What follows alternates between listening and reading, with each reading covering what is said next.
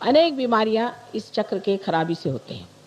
उसके जो right side में आप देख रहे हैं चक्र है, इसे हम राइट हार्ट कहते हैं। ये चक्र यहाँ राजस्थान में बहुत पकड़ता है। ये श्री राम का चक्र है। श्री राम का चक्र है जो कि पुरुषोत्तम है। एक तो लोग जो सरकारी चीज़ों से बहुत डरते हैं, उनका ये चक्र बहुत पकड़ता है। क्योंकि पुरुषोत्तम श्री राम ये एक आदर्श राजा थे, और उनको जो लोग मानते हैं, उनको किसी भी गवर्नमेंट से डरने की क्या ज़रूरत है। जब उनका साम्राज्य बैठा हुआ है तो गवर्नमेंट से डरने की कौन सी ज़रूरत है। वो मर्यादा पुरुषोत्तम थे। उसी तरह से अगर आप अपनी मर्यादाएं में रहें तो कोई भी गवर्नमेंट आप पे आंच नहीं ला सकती, और वो आपको पूरे तरह से रक्षित रहने के लिए समर्थ है।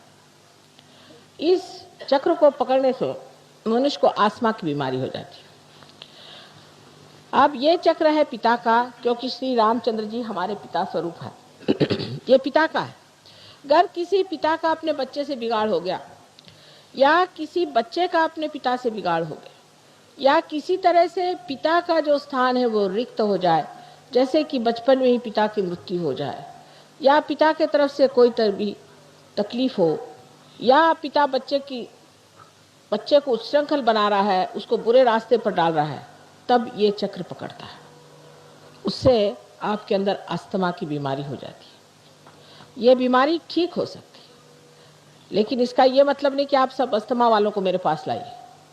इसका मतलब है कि कुंडलिनी को जागरण करके पहले ये चक्र ठीक करें।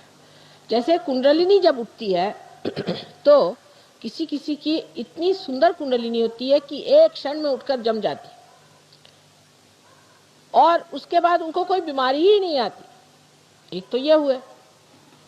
उसके बाद दूसरे ऐसे लोग होते हैं कि जिनकी कुंडलिनी उठती तो है पर बार बार गिर जाती। ऐसे लोगों को कुंडलिनी बार बार उठा करके जगाना चाहिए, क्योंकि यह कुंडलिनी की जो शक्ति है, यही आपका इंजेक्शन, यही आपकी दवा, यही आपका धन्वंतरी, यही आपके डॉक्टर, यही सब कुछ है। अगर ये शक्ति आपके अंदर बहेगी नहीं तो हमारे हाथ कैसे चलेंगे। और तीसरे लोग हैं जिनकी की कुंडली जमी बैठी है, वो उठती ही नहीं। ऐसे लोगों को ठीक करना कठिन जाता है। श्रद्धावान लोग जो होते हैं, जो कहते हैं हाँ थोड़ा सा हमारा फर्क आ गया, ठीक हो रहा है, उन पे कुंडली नहीं चलती। बहुत से लोग हैं, हमने बहुतों को ठीक किया, बीमारियां ठीक करी, लेकिन हमने देखा ये कि उनमें से बहुत कम लोग सहयोग में उतरते हैं।